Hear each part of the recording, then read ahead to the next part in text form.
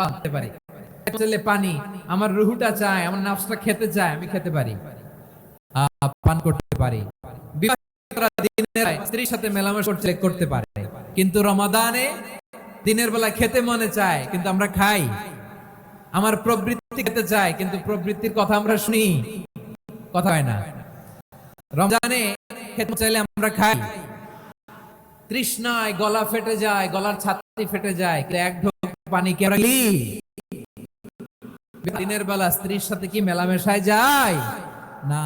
তার মানে সারা বছর নফস আমাদেরকে নিয়ন্ত্রণ করে, এই নফসের উপর আমরা নিয়ন্ত্রণ প্রতিষ্ঠা করি, নফসের লাগাম আমরা রমাদানে টেনে ধরে চিল্লায় বলেন ঠিক কি না। এজন্য আমার প্রিয় ভাইয়েরা, নফসের উপরে নিয়ন্ত্রণ নিতে চাইলে রমাদানের রোজার কোনো বিকল্প নাই। এটা এমন মাস যে মাসের ফজিলতেরও কোনো শেষ নাই। এই মাসকে বলা হয় দ্য মান্থ অফ হোপ।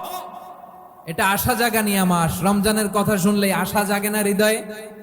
হ্যাঁ, ইদা জা রমাদান ফুতিহাত আবওয়াবুস সামা ওয়া গুল্লিকাত আবওয়াবু জাহান্নাম ওয়া সুফিদাতিশ শায়াতিন। রমাদান আসলে আকাশের দরজাগুলো খুলে দেয়া হয়, মানে জান্নাতের। জাহান্নামের দরজাগুলোকে লক করে দেয়া হয়, শয়তানকে চেইন আপ করা হয়। ইবাদত করলে শুধু করতেই মনে চায়, চিল্লায় বলেন না সুবহানাল্লাহ। রমজানে ইবাদতে যেই মজা পাওয়া যায় সারা বছর অন্য কোনো মাসে এই মজা আপনি পান? আমার চাঁপাইনবাবগঞ্জের ভাইরা আওয়াজ করে বলেন না, রমজানে ইবাদতে যেই মজা অন্য মাসে এটা পান? কারণ রমজানে ইবাদত করলে সওয়াবও বেশি, ইবাদতের একটা পরিবেশ থাকে।